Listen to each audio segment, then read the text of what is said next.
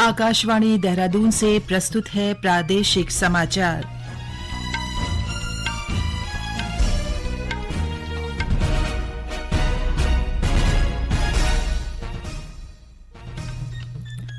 पहले मुख्य समाचार। प्रधानमंत्री नरेंद्र मोदी ने कहा, विकसित भारत संकल्प यात्रा का उद्देश्य सरकारी योजनाओं और सेवाओं को वंचित लोगों तक पहुंचाना है। श्री मोदी ने विकसित भारत संकल्प यात्रा के अंतर्गत केंद्र सरकार की कल्याण योजनाओं के लाभार्थियों से वर्चुअल माध्यम से बातचीत की। केंद्र सरकार ने प्रधानमंत्री गरीब कल्याण अन्न योजना को 1 जनवरी 2024 से 5 वर्ष के लिए बढ़ाया और उत्तरकाशी की सिलक्यारा सुरंग से सभी श्रमिकों के सकुशल बाहर निकलने की खुशी में मुख्यमंत्री आवास में इगास मनाई गई। नमस्कार, दोपहर समाचारों के साथ मैं पंकज सनवाल खुलबे। अब समाचार विस्तार से। प्रधानमंत्री नरेंद्र मोदी ने कहा है कि विकसित भारत संकल्प यात्रा का उद्देश्य सरकारी योजनाओं और सेवाओं को वंचित लोगों तक पहुंचाना है। उन्होंने कहा कि विकसित भारत का संकल्प 4 अमृत स्तंभों पर टिका है, जो नारी शक्ति, युवा शक्ति, किसान और गरीब परिवार हैं। प्रधानमंत्री ने कहा कि विकसित भारत का संकल्प सिर्फ किसी सरकार का नहीं है, ये सबका साथ लेकर सबके सपनों को साकार करने का संकल्प है।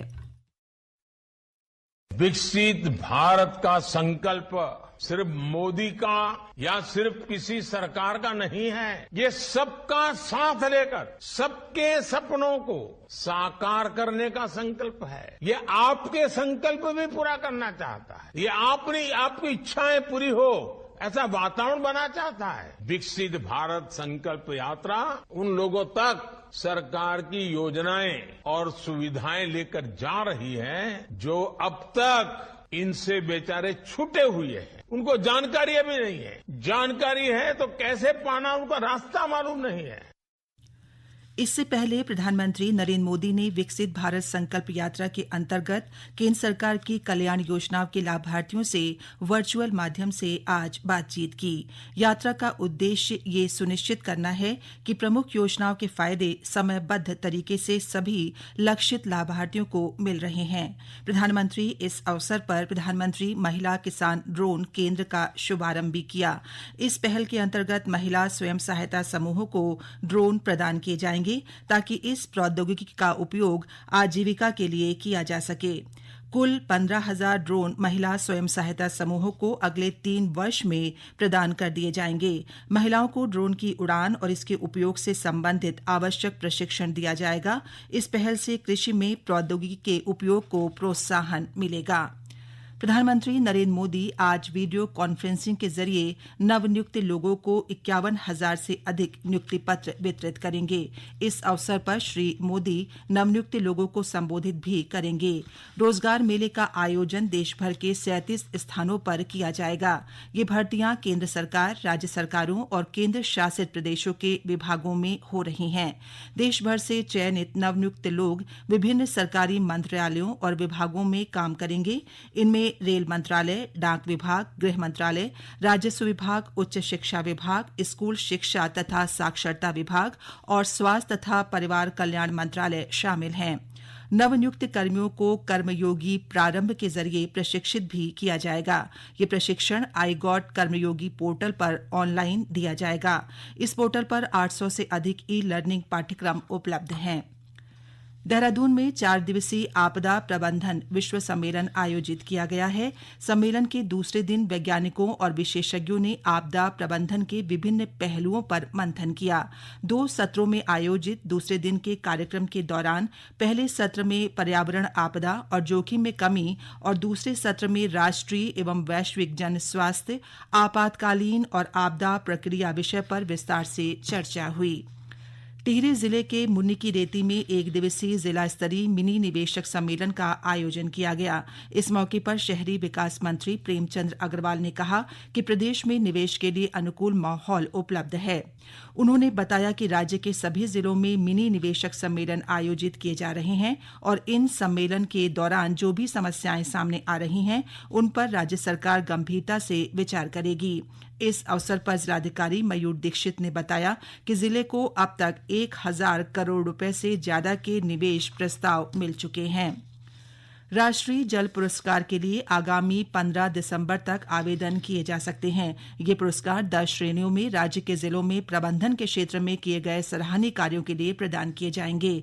पुरस्कार के लिए राष्ट्रीय पुरस्कार वेबसाइट www.awards.gov.in पर आवेदन किया जा सकता है।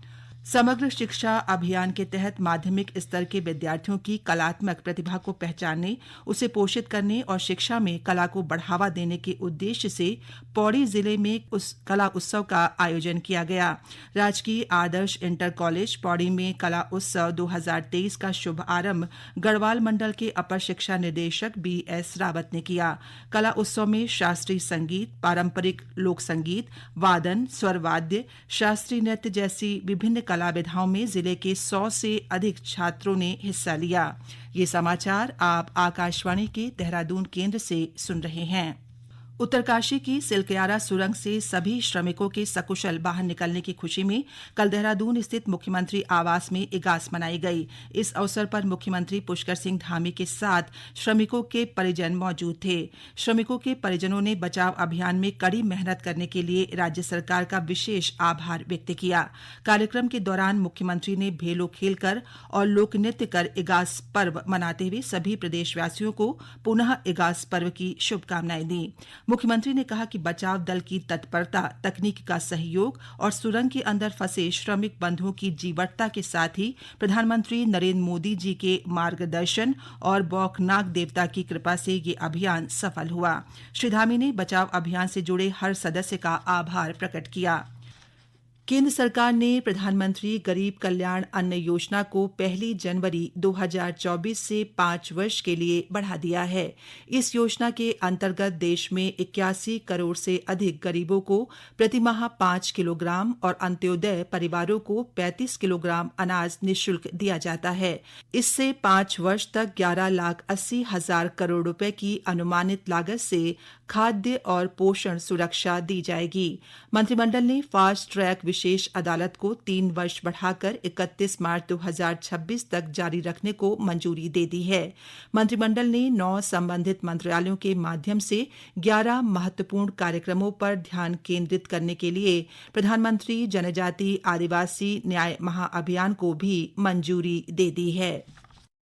कैबिनेट मंत्री धन सिंह रावत ने कहा कि उत्तराखंड राज्य में बनने वाली सुरंग में सुरक्षा के उपायों और सुविधाओं की समीक्षा के लिए सभी एजेंसियों और केंद्र सरकार से बात की जाएगी।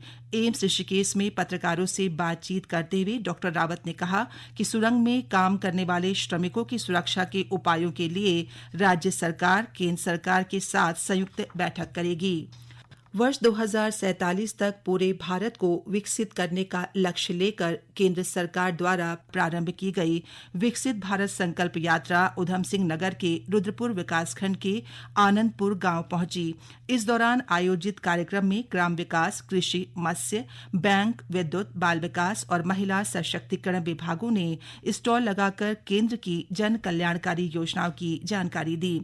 कार्यक्रम में स्वयं सहायता समूह के माध्यम से अच्छा कार्य करने वाली महिलाओं ने अपने विकास से संबंधित अनुभवों को भी साझा किया।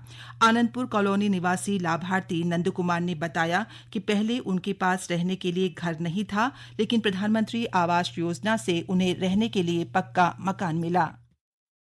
मेरा नाम नंदू कुमार, मैं आनंदपुर कॉलोनी में रहता हूँ। पहले झोपड़ी में रहता था और प्रधानमंत्री आवास योजना के तहत हमें एक पक्का मकान मिला, जो हम लोग उसमें रह रहे हैं और पूरे फैमिली के साथ रह रहे हैं।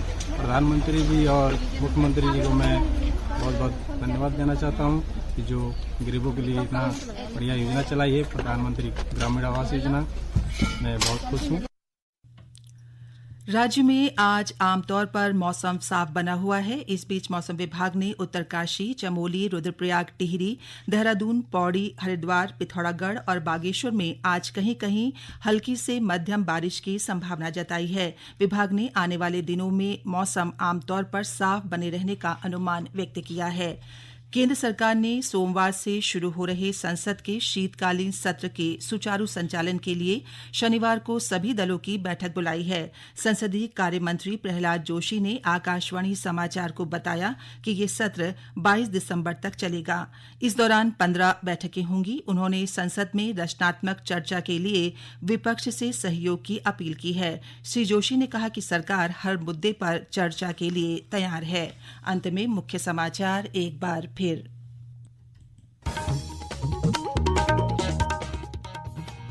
प्रधानमंत्री नरेंद्र मोदी ने कहा, विकसित भारत संकल्प यात्रा का उद्देश्य सरकारी योजनाओं और सेवाओं को वंचित लोगों तक पहुंचाना है। श्री मोदी ने विकसित भारत संकल्प यात्रा के अंतर्गत केंद्र सरकार की कल्याण योजनाओं के लाभार्थियों से वर्चुअल माध्यम से बातचीत की। केंद्र सरकार ने प्रधानमंत्री गरीब कल्याण अन्न योजना को 1 जनवरी 2024 से 5 वर्ष के लिए बढ़ाया। और उत्तरकाशी की सिलक्यारा सुरंग से सभी श्रमिकों के सकुशल बाहर निकलने की खुशी में मुख्यमंत्री आवास में इगास मनाई गई। इसके साथ ही प्रादेशिक समाचार का ये बुलेटिन समाप्त हुआ। नमस्कार।